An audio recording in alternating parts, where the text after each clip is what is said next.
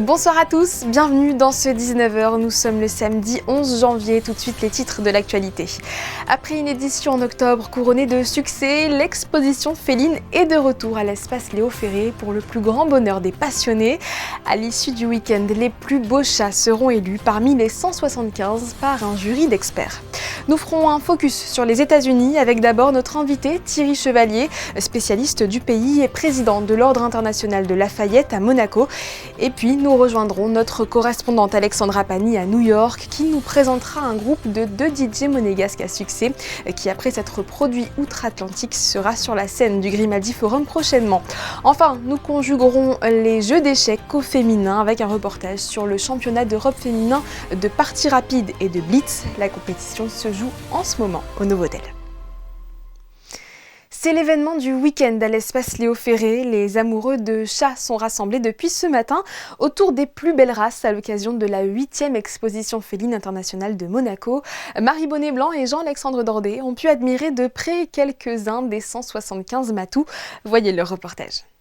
Qui sera élu le plus beau chat de cette compétition?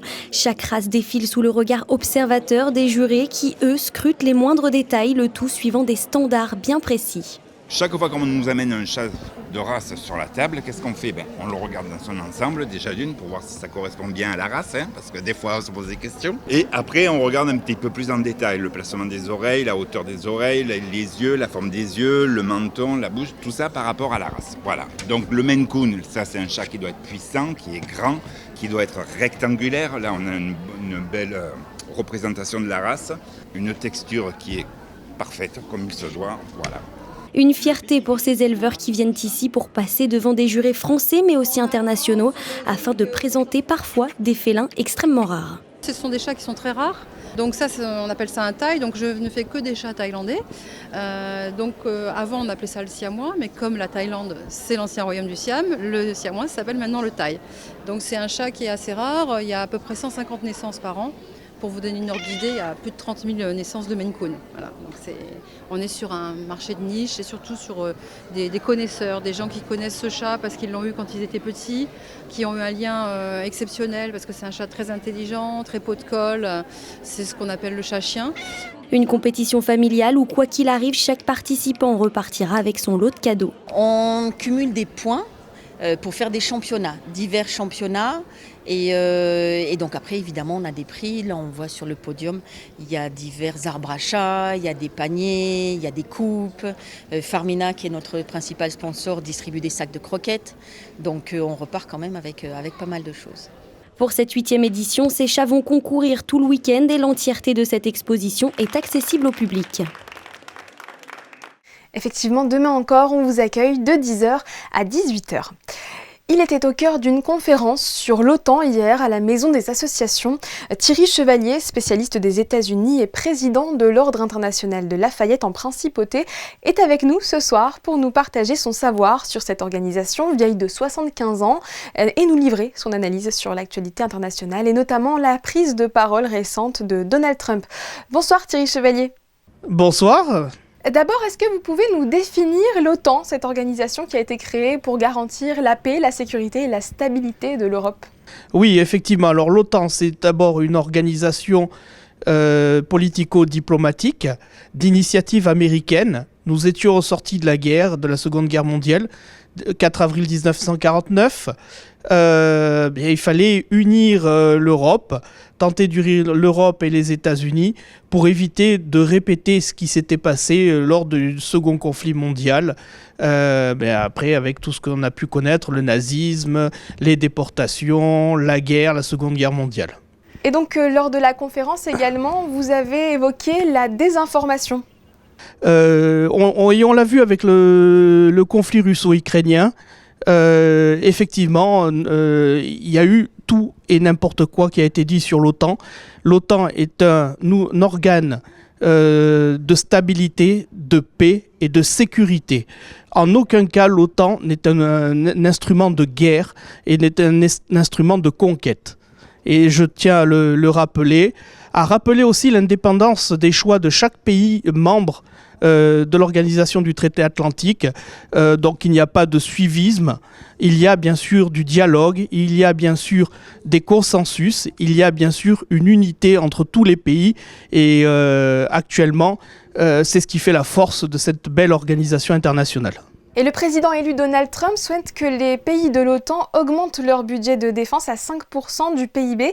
Que pensez-vous de cette aspiration ? Alors effectivement, elle mérite d'être analysée effectivement en profondeur, mais pourquoi pas ? Aujourd'hui, on a une multiplication des menaces à travers l'Europe avec le conflit russo-ukrainien.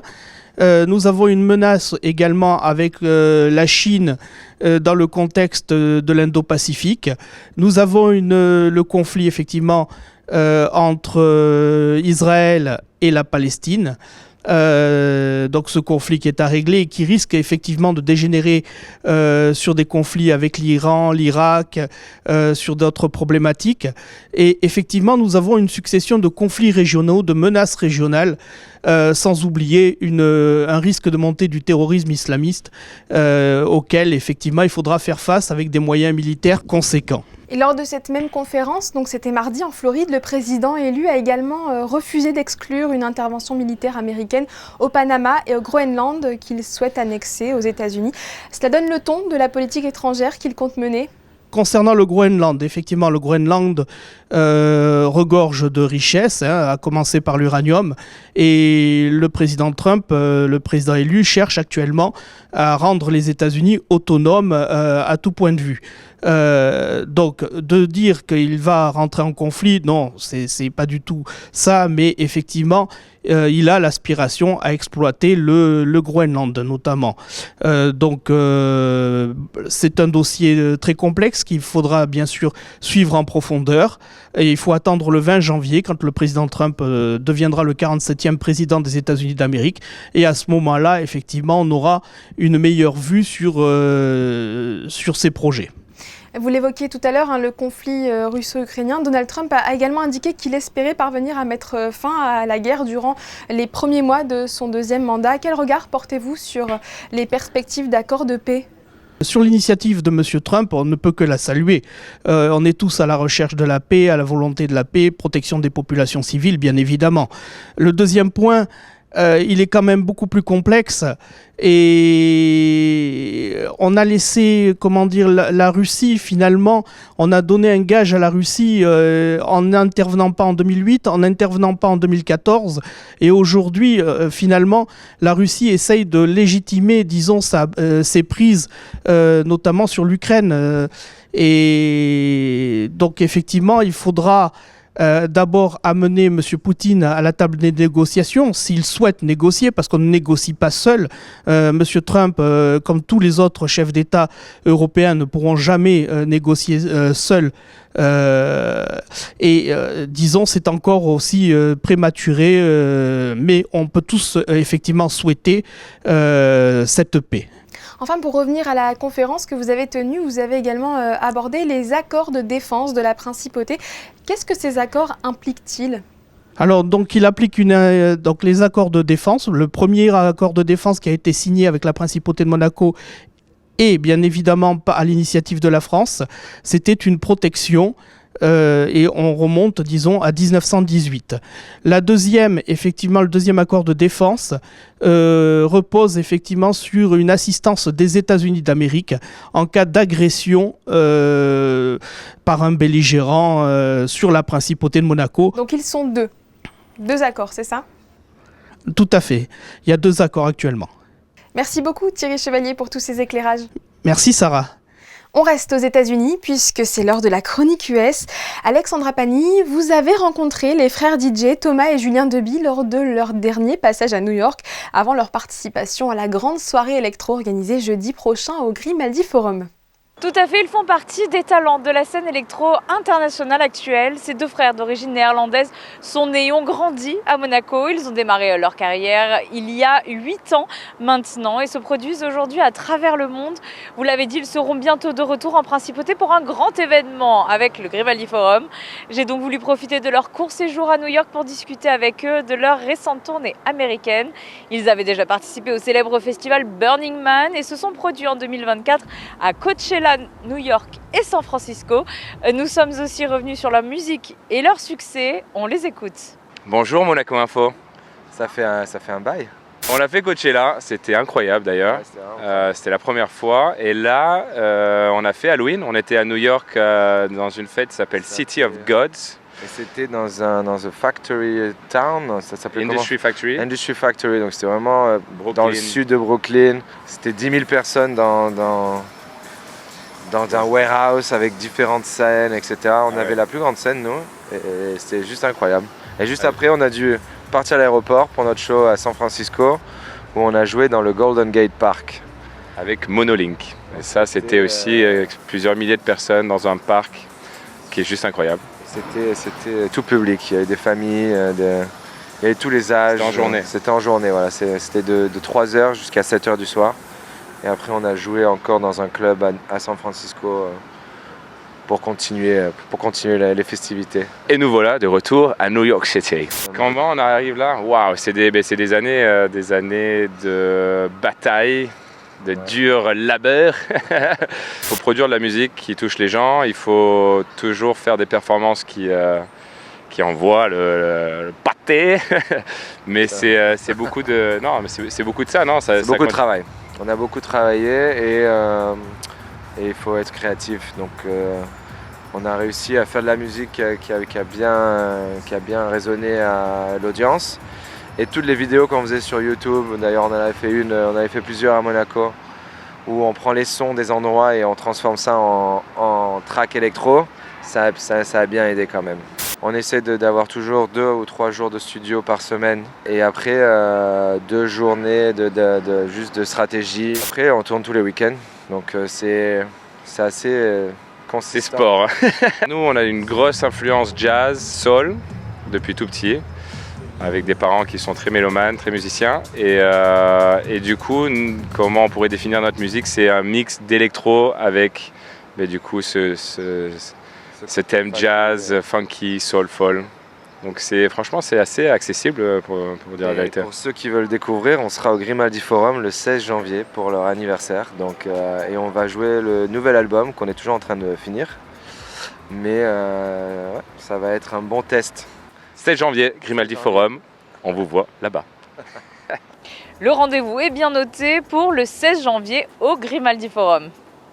Et oui, et les deux frères seront notamment aux côtés du collectif Bon Entendeur pour cette Electro Winter Party organisée donc au Grimaldi Forum pour ses 25 ans. Ce sera dans le tout nouveau Hall Pinède de 3000 m² jeudi prochain à 21h.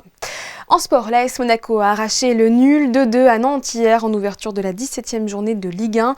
Les hommes d'Adi Hutter sont parvenus à égaliser en seconde période. Avec ce résultat, la place sur le podium des Rouges et Blancs se fragilise. Espérons que l'ASM renoue avec le succès lors de son prochain match prévu mardi le 14 à Reims en Coupe de France. En mer, ce n'est décidément pas de chance pour Boris Herman. Le skipper soutenu par le Yacht Club de Monaco a été victime hier d'une avarie de voile alors qu'il naviguait sur la dernière ligne droite du Vendée Globe. Il explique dans une vidéo qu'il devra gérer le reste de la course sans son J2, soit la voile d'avant qui est la plus importante. Cet événement conclut une semaine déjà bien éprouvante pour le concurrent dont l'embarcation a été à 2 reprises frappée par la foudre. Boris Herman est désormais en 9e position. Dans l'histoire des échecs, les femmes ont longtemps été exclues du jeu, mais les choses changent. En témoigne le championnat d'Europe féminin de partie rapide et blitz qui s'est ouvert hier et se clôturera demain au Novotel. Cet événement prestigieux réunit plus de 120 joueuses issues de 26 pays européens, parmi les meilleures compétitrices du continent. Frédéric Elion et Camille Caloni. Les échecs, c'est une guerre mentale sur un échiquier où la stratégie et la créativité vont faire la différence. Après 2017, 2019 et 2024, la Fédération monégasque des échecs organisait pour la 4e fois le championnat d'Europe féminin de partie rapide et blitz du 10 au 12 janvier au Novotel. Cette édition 2025 a rassemblé un nombre record de joueuses. On a 122 participantes pour le blitz et je crois 144 pour le rapide et le record de l'an dernier était de 116 participantes. Cette année, on dirait un petit peu spécial. Est-ce que le montant des prix a été doublé par rapport à l'an dernier? Et notre mécène a absolument voulu que le montant des prix soit égal aux championnats d'Europe, on va dire Open, donc qui comprend les hommes également. Ces championnats d'Europe se disputent sur un format ultra rapide. Pour le Blitz vendredi, 13 rondes. Les joueuses ont 3 minutes pour effectuer l'ensemble de leurs coups. 2 secondes supplémentaires sont octroyées après chaque déplacement de pièces. 13 joueuses du cercle d'échecs de Monte-Carlo ont participé à ces championnats d'Europe. Pour ces championnats d'Europe, c'est la 4e fois. Donc ça me plaît beaucoup, c'est toujours bien de revoir tout le monde. Et oui, je viens d'être à New York, donc je jouais les championnats du monde de rapide. Et donc c'était une atmosphère complètement différente pour moi, mais j'ai beaucoup aimé. Comment ça s'est passé? Dis-nous un petit peu cette expérience là-bas. C'était très compliqué vu que c'est le plus haut niveau qu'on peut vraiment avoir aux échecs. Mais j'ai aimé, j'ai beaucoup appris, j'ai perdu beaucoup de parties, mais c'est bon, au moins j'ai une leçon à tirer. Donc, ouais. Les meilleures joueuses d'Europe se sont affrontées en principauté. Vainqueur l'an passé en partie rapide et en blitz. Alexandra Kosteniuk termine cette année 3e du championnat d'Europe de blitz disputé vendredi. Derrière Anna Ouchenina et la nouvelle championne 2025, la polonaise Alexandra Malczewskaja. Alexandra qui remporte la jolie somme de 15 200 € pour avoir gagné le Blitz. Celle qui remportera dimanche la partie rapide repartira de son côté avec la somme de 31 300 €. Les membres du club Amitié sans frontières se sont réunis hier soir à l'hôtel Hermitage. Au programme, des discussions, le nouveau statut pour l'association humanitaire et ses projets pour 2025. Marie Bonnet-Blanc et Lionel Bernardi sont allés à la rencontre de ces bénévoles guidés par les 3 maîtres mots: justice, tolérance et amitié. 2025 sera une année remplie de nouveaux projets, notamment autour de l'accès à l'eau. Durant cette première assemblée de l'année, l'association Amitié sans frontières a abordé plusieurs points. Il y a beaucoup de choses qui changent, notamment on a remis les objectifs de l'association. On les a remis clairement dans une idée où on va travailler avec l'association internationale par rapport à amener de l'eau à tous, que l'eau potable soit accessible à tout le monde. Des actions menées au Burkina Faso mais aussi au Maroc. Pour relancer ce club, une soirée va être organisée prochainement avec un très beau programme. On va faire un repas le soir. Ça sera précédé pour tous les représentants italiens par une visite de la Villa Kyrillos. Et puis dans ce repas, on va faire diverses choses, divers amusements. Il y aura quelqu'un qui va jongler avec du feu. Il y aura un petit concert qu'on va donner avec une amie soprano et un ami pianiste. On va faire 6 chansons, un petit peu d'opéra, des choses comme ça. Et puis il y aura la remise officielle d'un chèque aux représentants du HCR France-Monaco de près de 20 000 € d'Amitié sans frontières internationales pour cette année. Une tombola sera organisée durant cette soirée afin de récolter des fonds qui serviront par la suite à financer des actions humanitaires dans le monde entier. Pour vous inscrire à cette soirée justement, vous avez jusqu'au 15 janvier. Elle aura lieu 10 jours plus tard, le 25, à l'hôtel Royal Riviera à Saint-Jean-Cap-Ferrat. Cette édition touche à sa fin. Merci pour votre fidélité à Monaco Info. Les photos que nous vous proposons ce soir sont à la fois craquantes et poilues.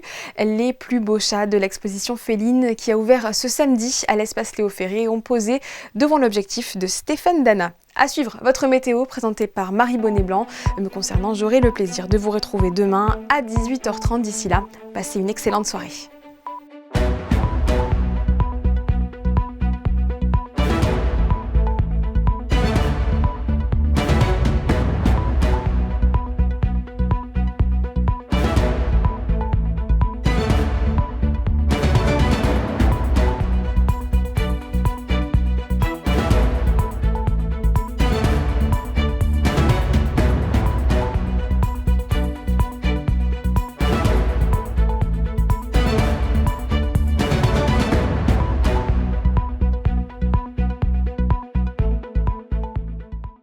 Retrouvez la météo avec Suisse Courtage, le spécialiste de l'assurance à Monaco depuis plus de 35 ans. Notre expertise à votre service.